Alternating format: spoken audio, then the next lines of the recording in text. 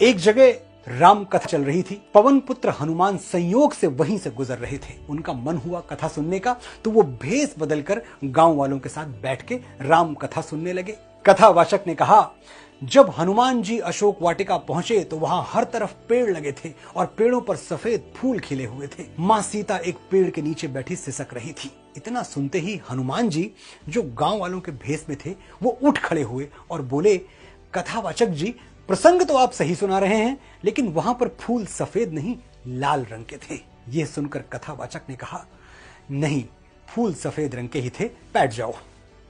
हनुमान जी अपने वास्तविक स्वरूप में आ गए और बोले, मैं स्वयं पवन पुत्र हनुमान हूं, मैं ही गया था अशोक वाटिका, मैं कह रहा हूं कि फूल लाल रंग के थे। कथावाचक ने फिर उन्हें प्रणाम किया और बोले, महावीर, वहां फूल सफेद ही थे। अब हनुमान जी बहुत आहत हो गए। उन्हें अच्छी तरह से याद था कि फूल लाल रंग के थे। हनुमान जी तुरंत भगवान श्री राम के पास पहुंचे, उनसे कहा, प्रभु, वो कथावाचक बता रहा है कि अशोक वाटिका में फूल सफेद रंग के थे, जबकि फूल तो लाल रंग के थे, मैंने देखा था, मैं वहां था। श्री राम मुस्कुराए और बोले, हनुमान, फूल सफेद रंग के ही थे।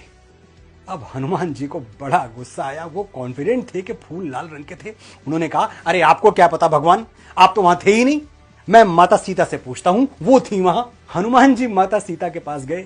माता सीता पूरी बात सुनकर मुस्कुराई और बोली, हनुमान, अशोक वाटिका में जो फूल थे वो सफेद रंग के ही थे। अब हनुमान जी एकदम बेचैन हो गए। उन्हें अच्छी तरह याद था कि फूल लाल रंग के थे, तो ऐसा कैसे हो सकता है कि कथावाचक स्वयं श्री राम और माता सीता सब लोग गलत बोले। अंततः वो वापस कथावाचक के पास गए और उनसे कहा, आप ही शंका का समाधान करें। कथावाचक ने कहा, मेरे पूज्य बजरंगबली, अशोक वाटिका में फूल सफेद रंग के ही थे, लेकिन अपनी माता जगत जननी मां सीता को वहां यातना में, कष्ट में देखकर आपकी आंखों में क्रोध से रक्त उतर आया था, इसीलिए आपको सफेद फूल भी लाल दिखाई दे रहा था।